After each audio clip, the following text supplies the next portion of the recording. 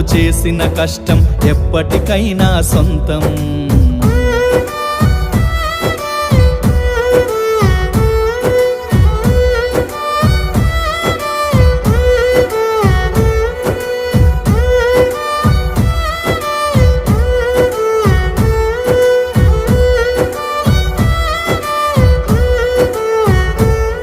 పడిపోయిన చోటి పైకెదగడ మెట్లను పదును పెట్టు మొదలు.